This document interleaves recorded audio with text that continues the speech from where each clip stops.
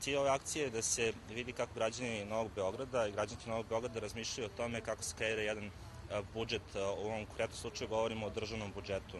Nama je pravo zadovoljstvo što je opština Novi Beograd jedna od prvih opština u Srbiji, to je prva opština koja ima prilike da izađe susret ovako građanima i da pokaže želju da promoviše aktivno učešće građana u donošenju odluka kada je u pitanju formiranje budžeta. Šta će ova akcija doneti?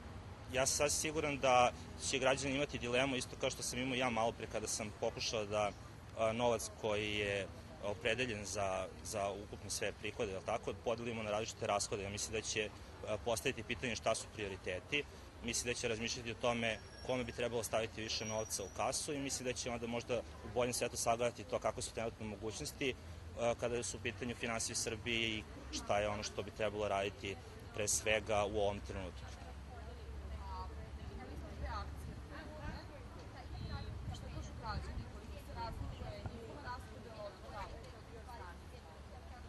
To je pitanje za vas više. Akcije smo imali mi, nije imala opština. Pa građani, kako rekao, čini se bolje osjećaju od političara šta su stvarne potrebe.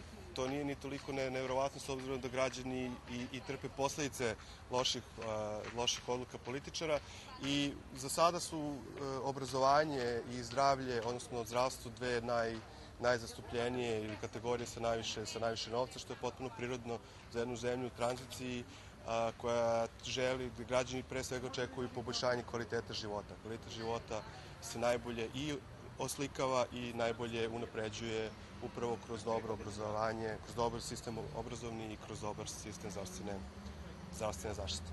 Šta mislite, da li će ti isti političari koji donose odluke o budžetu imati u vidu u naredne raspodele vaše? Mi ćemo pokušati da. A da li će ili neće, to ostaje da se vidi negde u novembru ove godine. S druge strane, ako govorimo o političarima, možda ne nacionalnim, ali svakako lokalnim i možda za nas kao građane i važnijim, evo vidimo dakle da je opština Novi Beograd tu akciju i njene potencijalne koristi, a i njenu samu zanimljivost dobro razumela i uključili su aktivno, kako se zove, u samu akciju. Mi se nadamo da ovo nije, da iako je prva neće biti jedina i da će druge lokalne samouprave pokazati tu vrstu zainteresovanosti. Naravno, ovo je nacionalni, odnosno državni budžet, nije budžet, kako se zove, opštine, ali s druge strane budžet je, ako može tako se kaže, kako se rekao, naša zajednička kasica prasica. I mi kao građani najviše i ubacujemo u tu kasicu prasicu i u redu je da se i najviše pitamo ili barem da se pitamo kako će se novac iz te kasice prasice i trošiti. I vidimo da je opština Novi Beograd razumela tu dilemu i oni imaju lokalni budžet i verujemo da će i oni uz našu pomoć i zajedničku saradnju upotrebiti možda neke od mehanizama koji više uključuju građane u planiranje budžeta. Hvala. Samo sekund, možete mi vaše ime i funkcije? Danko Ćosić, direktor Pro Koncepta.